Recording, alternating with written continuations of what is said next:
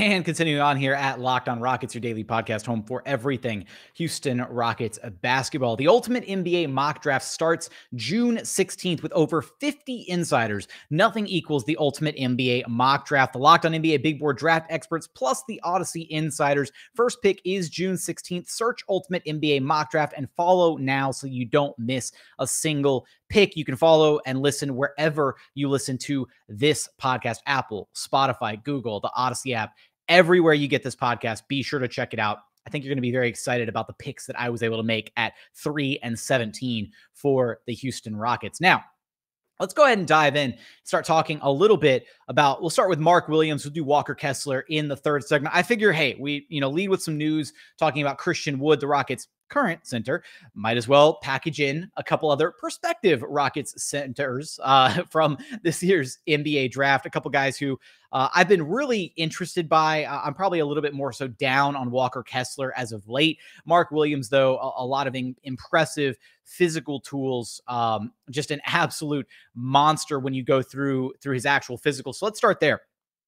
7 feet tall, 7'7" wingspan, an absolute monstrous wingspan, weighs about 242 pounds. This past season, he had 11 points per game, little over 7 rebounds per game, just under 3 blocks per game. And what makes him so special, right, is he is an absolute force on the inside, on both ends of the floor, right? Offensively and defensively. This would be your right now, Mark Williams would be like your prototypical rim running big. That is what he does. That is what he excels at. He is an impressive shot blocker. He's got an incredible feel for the game, kind of on both ends of the floor. But even specifically on the defensive side of the floor, great off-ball awareness, great ability to rotate, just has a knack for that presence, that interior defensive presence that you really want out of a true 5 like him. And the ability to score the ball on the interior, great rebounder, everything that you would want out of a traditional 5. And I'll go ahead and pull up his little heat map here so you can get a feel for exactly just his offensive game. And the one, one of the main knocks on Mark Williams' game would be the fact that he's very limited to the fact that his game revolves entirely around the paint right now. He doesn't have any level of a mid-range game or a long distance game.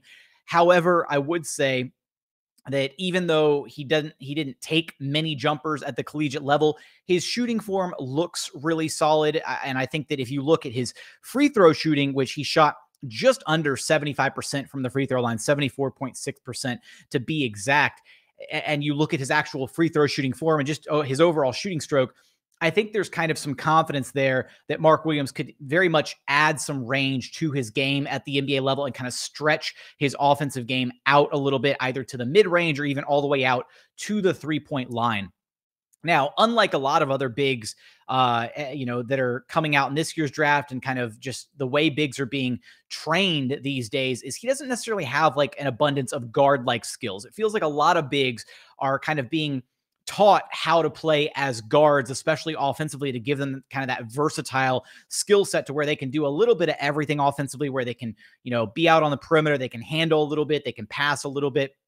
Mark Williams doesn't necessarily have a lot of that in his bag, which is probably one of the offensive drawbacks to his game, because he is, again, I don't want to say, it feels bad to say one-dimensional offensively, but that's kind of what it is he's going to be, at least at the, on the jump or at the jump, he's going to be very limited offensively to being, either stationed in that dunker spot and just operating off of that, or operating exclusively out of the pick and roll as a roll man, as a lob threat, somebody who can kind of space the floor vertically. Now, if you're elite at doing that, and if you're elite on the defensive side of the floor, there's still absolutely a role for you in the NBA, especially when you have the possibility, right, of adding to the offensive repertoire and building past that and doing more than just that. So past that, you look at the defensive side of things and what he's able to do. He moves well. He's got, a great feel for the game. I think the biggest drawback to him defensively, because he's got the size, he's got, the defensive wherewithal to go against the bigger players. The biggest issue for him is he's very much just a drop defending big right now. He, is going to probably struggle a little bit switching onto the perimeter at the NBA level, maybe lacking a little bit with that kind of lateral quickness. And that is one of those areas that you have to look at with today's NBA is how good of a switch defender can a player be. Now, that's not to say that he doesn't still have a role in the NBA. And when you look at a guy with the physical gifts that he has, somebody who can really change the dynamic of a game just by his sheer presence on the interior, that's still something that is absolutely worthwhile to consider when you look at a guy like that. Now, I will say that even though I kind of, harped on him offensively a little bit, it's not that he can't, put the ball on the floor a little bit, make some things happen around the rim, take a couple dribbles when necessary. He's going to be able to make the right passes, the right reads. He's just not a guy that you're going to like give the ball to and say, all right, like go, run us a set, go, initiate a play. That's not what you're going to get out of Mark Williams. I do think there's a ton of untapped offensive potential there, but overall he is an incredibly explosive big man who really understands his role in the game and excels on both sides of the basketball for exactly what you would want out of a guy like him at his position. I'd say you could probably look at him, a couple of the draft comps that I've seen for him that I really like is maybe like a taller, more physically gifted Rob Williams, which we're kind of seeing what Rob Williams is able to do right now in the NBA Finals with the Boston Celtics, kind of what he's done through this entire playoff run. Now, I will say one of the areas that Rob Williams has over Mark Williams is the fact that Rob Williams is smaller and is a more capable switch defender, which plays into the Celtics defensive scheme and just the ability for him to play multiple different defensive schemes, right? He can play in drop, he can play in zone, he can switch, he can go man-to-man, he can guard smaller players, like all these different things. I don't think Mark Williams necessarily has that in his bag. The other comp that Kevin O'Connor threw out, which I like, is calling him a consistent Hassan Whiteside, right? Because Hassan Whiteside, for a big, showed a lot of potential, a lot of flashes, but was never able to really string together a level of consistency to where you felt comfortable or confident in his play. And I think that's kind of, a funny way to look at Mark Williams as a guy who has all those same explosive physical gifts, the size, the athleticism, all of that, but just a more consistency overall, better motor to his game than Hassan Whiteside did. When you look at him for the Rockets, I think one of the things that I've desperately wanted for this Rockets team is some size. The Rockets desperately are a team that has they've played entirely way too small for way too long, in my opinion, and having at least one legitimate 7-footer, even if it's just for situational use, to be able to kind of run alongside some of their players would be an absolute godsend for this Rockets team. Pairing him with potentially former teammate Paolo Banchero, two guys who would already have a lot of chemistry together, would be a really enticing proposition. Being able to give him some pick and roll threats or pick and roll ball handlers like KPJ or Jalen Green, we could see him really flourish in that role, especially offensively, giving him kind of the gravity to play off of guys like that.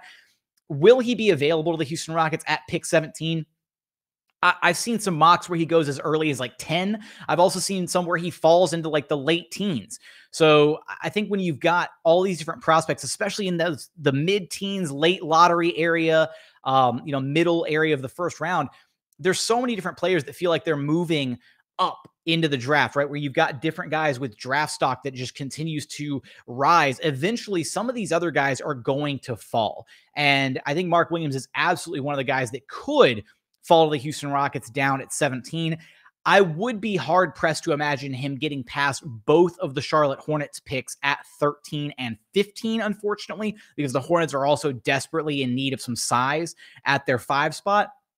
I almost expect like them to use one of those picks guaranteed on Mark Williams if he's on the board when they're still selecting.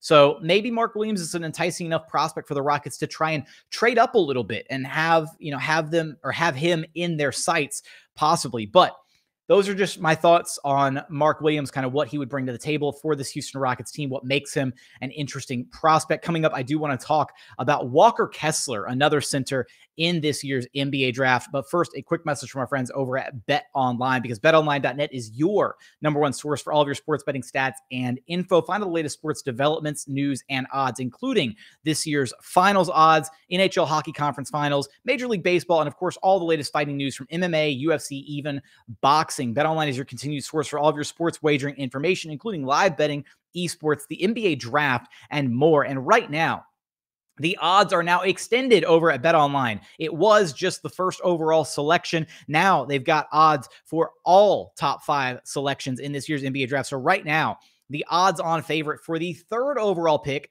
owned by your Houston Rockets is Paolo Banchero at -600. Following that, you've got Chet Holmgren at +700 and Jaden Ivey at a +1,400 to go 3rd overall in this year's NBA draft. So for all of that and more odds, be sure to check out their website today or use your mobile device to learn more about the trends and action available to you. BetOnline, it's where the game starts.